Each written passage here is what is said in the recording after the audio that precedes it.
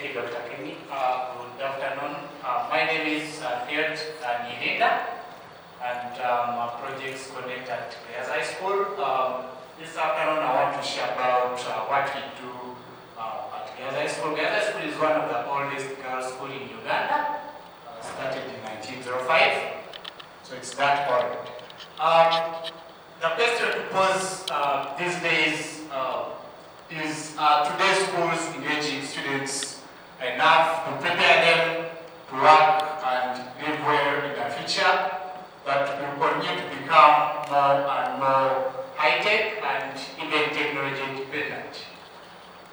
Schools ought to prepare students and teachers for a change that is even more rapid than ever before, for jobs that have not yet been created, and for societal challenges that we can only imagine of, and for technologies that have not been invented.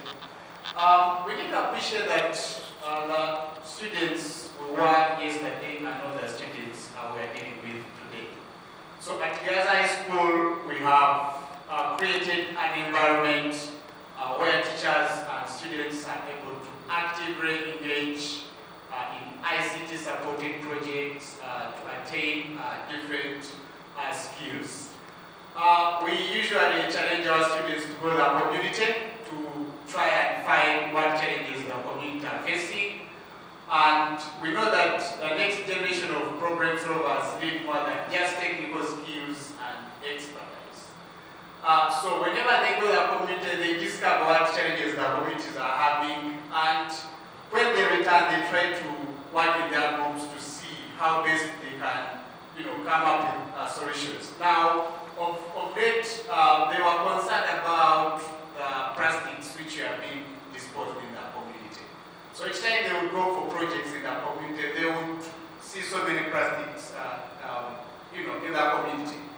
And they returned to school and they decided to start a project of sensitizing the community on proper plastics disposal habits. And in this, they want to target mostly the youth, their peers in other schools, because we believe that when you work with the youth in schools, they can be good ambassadors that can go back to their communities and make a difference. And we know that this is their future. So when you engage them at a tender age, you're certain that the future is bright. So the girls engage other, peers, and they go to clean the community as they sensitize. They're moving schools trying to sensitize their peers about how best they can, dispose of plastics without just necessarily just depositing it or throwing it anyhow in the community. And along the process, they document their stories. So as they are doing these activities, they document their stories and they come back to school to update their websites, because they believe that they're not targeting only the community that is surrounding the school. They want to reach a wider community, and the best of reaching a wider community is when you can use technology. So they have designed blogs so that all the activities that they are doing at school, they keep sharing that knowledge to the wider community, so that a big impact is created eventually. From the challenge in the community, they have started developing mobile applications that are somehow aligned with UN SDGs. The girls do a market research to know what kind of solutions are in the communities, and they want to see if they can come up with a solution maybe that is better than what is already on the market. So they brainstorm and try to come up with the best solution for the challenges that they find in the community. And once they are back from the community, they try to design their apps. They work in teams to create a paper prototype on how their apps are going to to work, and they do the coding of the apps using the MIT app inventor. They are basically building blocks. They are not doing the high-tech coding, so they use the building blocks because they are friendly to the youth.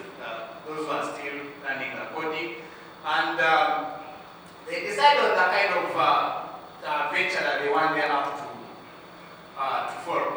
Because you might find that the problem they are trying to solve, maybe their app is non-profit, or it can be a social enterprise where they are looking at profit and maybe solving a community problem without expecting something, or it's entirely for profit. So they decide that in their teams and they share responsibilities, some working on the technical bit, others working on the business side of it. This is a sample app. Well, this is very fast, and this is our page for our app. So the first thing you do is sign up. So you first sign up button, and you can change. So this is an app that helps the youth who are challenged by drugs. They try to link them. So you can upload a picture. You can head back to find your place where you choose your name. They try to link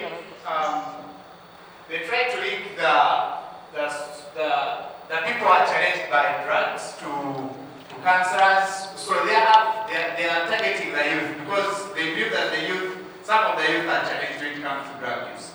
So they are looking at creating an app which is going to link these youth to counselors so that they are supported, and they give them a platform where they can share their experience so that other youth can learn from what they have gone through. So I just picked one of the apps. They are doing so many amazing work. Then the other, through their community challenge, they also do robotics. These robotics, we are aiming at inspiring students to use STEM so that they can come up with solutions that solve community problems using their classroom knowledge.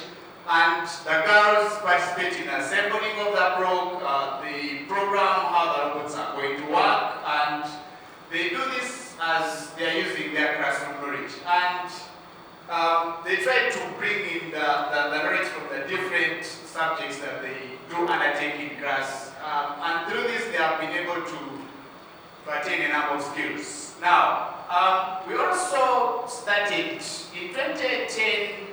We were inspired by the World Cup, which was in South Africa. So after that World Cup, the girls decided to start making news. They wanted to move away from the paper kind of news that they read on the assembly using reports. So they decided to start making videos that they would use to broadcast the news to their peers.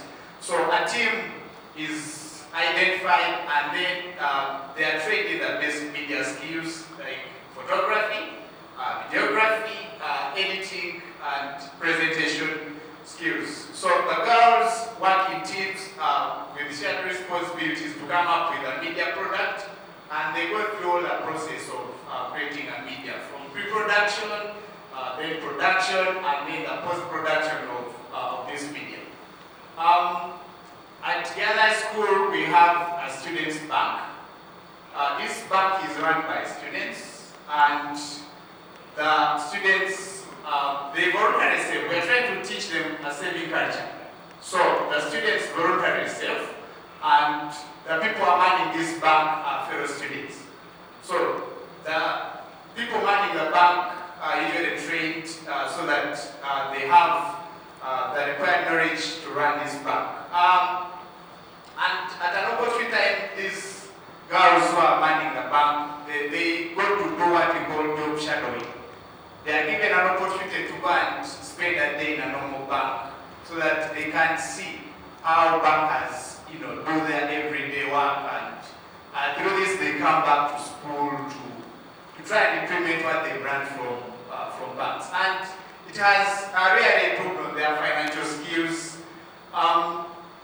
We also challenge them to come up with different business ideas, and these ideas are vetted by teachers, and the best idea represents the school in the national championship.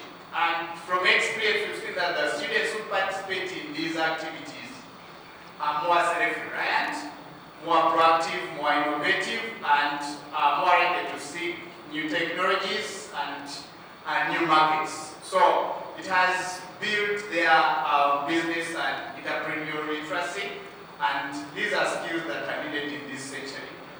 We also have a program that prepares students through baking, and the students use the internet to research on the recipes that they need to come up with a product, and they mix the ingredients, and from this they have been able to attend different schools, and some have gone out to, to do businesses as a result of the skills that they attained from these baking classes.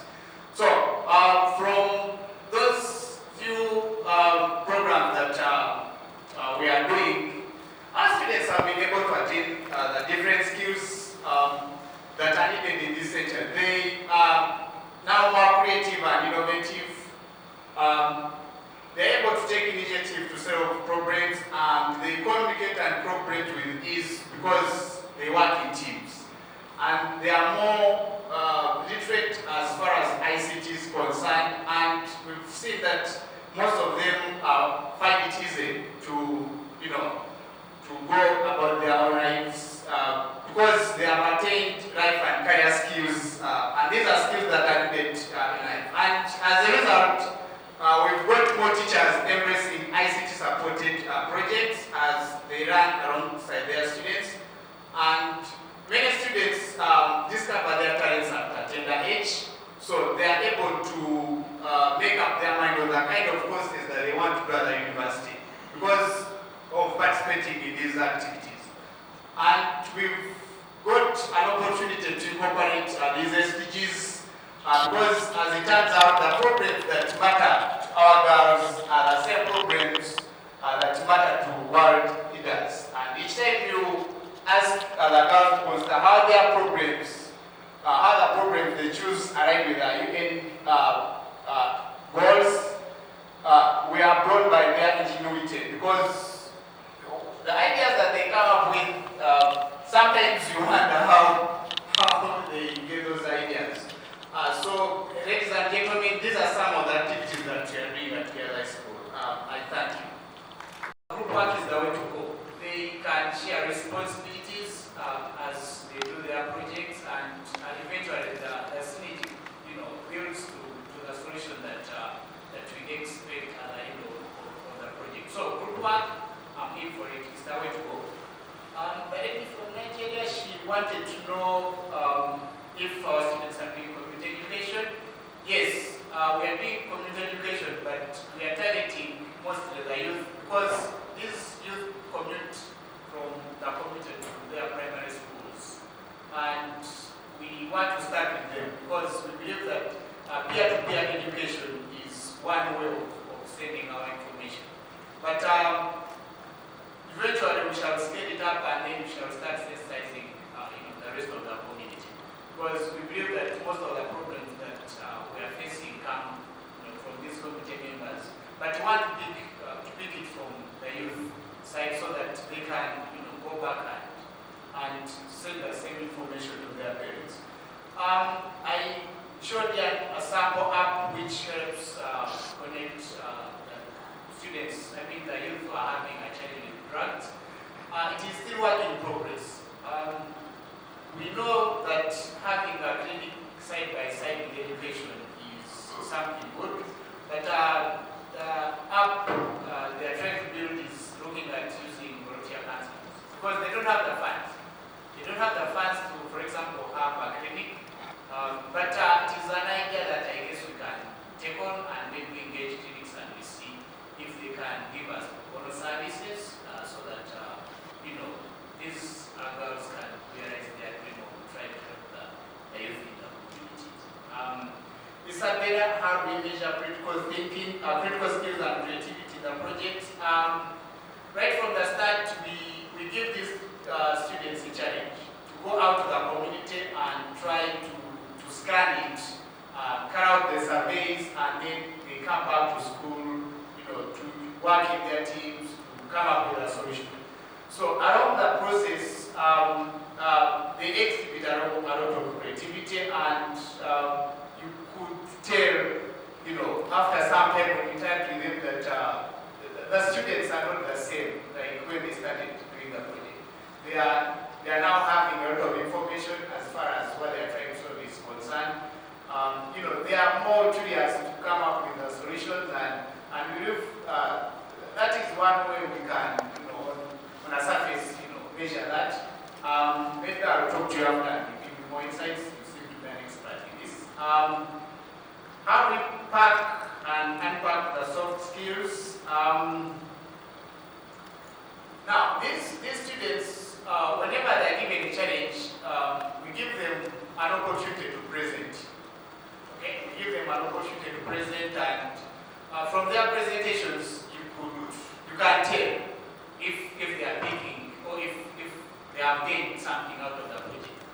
So as they do the projects, you keep on noticing how they are behaving, and so eventually there are some skills which you can easily look at, and you conclude that somehow these students have picked something out of this project. I don't know if that answers the question. And you wanted to say something on that? Sure. The level of nation. For them to understand the framework we are bringing in and the importance of that to the society. In Tanzania right now, we are in the major curriculum review. But that particular process began 2016, when we began bringing the material to the board that review and approve our materials. We brought in the case, and we were really pushing to let them know and understand the need of the society right now, which our current electricity system is not supporting. After those 6 years, right now the country is moving to a major review of the curriculum. After doing a lot of lobbying, a lot of presentation to intervention, to bring that intervention to the level of the national for these people who are really making decisions for us. So it is not a simple thing, Dr. Kevin, but then with careful and patience, we can realize our goal. Because changes in an individual. Thank you so much. Thank you all. Do we have somebody, closing remark, comments, something you just want to share, and then we'll wrap up for this session? Anybody from the audience? Okay. Okay, we have to, so we take two comments and then we wrap up the session. So, start with Luzan. Yeah, thank you. I'm Eugene Robert. I work with the education, specialist of design. But we need to see the graduate express, demonstrate that some of the skills. So the shifting is a gradual process. But I think on the issue of design, having the skills is one thing, but the issue, how do you design the content, which is skill-based? I think that's where now the technical thing. But based on the material, when you are designing those activities, we ensure that the nature of the interaction, the nature of each of those activities will determine which level of the skills to be acquired. If I'm teaching the importance of biology, for example, data content, how can I design the activities? Student demands the meaning of biology, but at the same time, you acquire some of skills to acquire and to master the concept. So I think the issue, which is technical part, I agree, is on the design. How can I design a book which is skill-based? How can I design digital content which is skill-based? How can I design a video? How can I assign student to observe a video? When you're observing, there's some of the generating skills is gaining. I think the issue is on the designing process. But otherwise, it is very important to move. I want to add on the issue of the government expects work with numbers. How many have scored Division 1? How many have scored Division 2? And for political matter, it can go right to the community, to our voters. But the issue comes in how the society gain from those numbers. That's why Daniel said the issue of changing mindset, decision maker in the process. But otherwise, we have started and we have seen the government also, through that collaboration with the government, we have seen also